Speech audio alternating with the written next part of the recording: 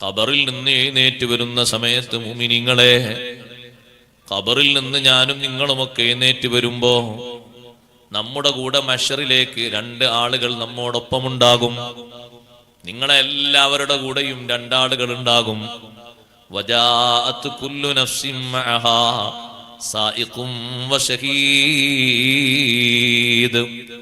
ഖബറിൽ നിന്ന് എഴുന്നേറ്റ് പുറം ലോകത്തെത്തിയാൽ ഓരോ ശരീരത്തിന്റെ കൂടെയും രണ്ടാളുകളുണ്ട്. ഒന്ന് സായിഖ്, മഹ്ശറിലേക്ക് നമ്മെങ്ങനെ തെളിച്ചു കൊണ്ടുപോകുന്ന ആള്.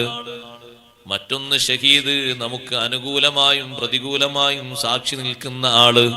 രണ്ടും രണ്ട് മലക്കുകളാണ്. ഒരു മലക്ക് നിൽക്കാനായിട്ടില്ല. നമ്മുടെ സ്ഥലത്തേക്ക് എത്തുന്നത് വരെ നമ്മെ എങ്ങനെ കൊണ്ടുപോകും? എവിടെയാണോ നമുക്ക് നിശ്ചയിക്കപ്പെട്ടിരിക്കുന്നത് അവിടേക്ക് എത്തുന്നത് വരെ. അത് തന്നെ മറ്റൊരു മലക്കുണ്ടല്ലോ കൂടെ. ആ മലക്ക് പറയും, അനുകൂലമായി ദുനിയാവിൽ പ്രവർത്തിച്ച ആളാണെങ്കിൽ അവനോട് പറയും, നീ ദുനിയാവിൽ ഒരുപാട് ഖൈർ ചെയ്ത ആളല്ലേ, ഒരുപാട് നന്മകൾ ചെയ്ത ആളല്ലേ, അതുകൊണ്ട് നീ ഭയപ്പെടേണ്ടതില്ല, മുന്നോട്ട് നടന്നോളൂ. അതേ സമയത്ത് ദുനിയാവിൽ അശ്രദ്ധനായി ജീവിച്ച ആളോട് പറയും, ലഖദ് കുന്ത ഫീ ഗഫ്ലത്തിൻ മിൻ ഹാദാ ഫകശഫ്നാ അൻക ഗിതാഅക ഫബസറുക അൽയൗമ ഹദീദ്. മഹ്ശർ പറഞ്ഞപ്പോ, ഖിയാമത്ത് നാള് പറഞ്ഞപ്പോ, ഇവിടെ ഒരുപാട് ഭയാനകതയുണ്ടെന്ന് പറഞ്ഞപ്പോ ഒന്നും വിശ്വസിക്കാതെ ശ്രദ്ധിക്കാതെ ജീവിച്ച ആളല്ലേ, കണ്ണു തുറന്നൊന്ന് നോക്കൂ എങ്ങനെയുണ്ട്. ഇങ്ങനെ ഒരു ലോകം വരാനുണ്ട് എന്ന് നേരത്തെ പറഞ്ഞിരുന്നില്ലേ? ഒരുങ്ങണമെന്നും തയ്യാറാകണമെന്നും പറഞ്ഞിരുന്നില്ലേ?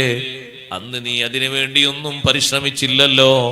ഫബസറുകൽ യൗമ ഹദീദ്.